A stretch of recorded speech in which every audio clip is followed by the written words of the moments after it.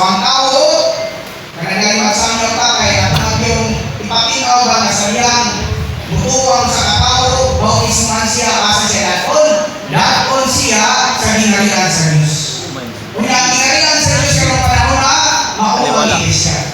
Pero dili na siya ang klase sa religion na niyan nagkaroon sa Kristyanidad. So,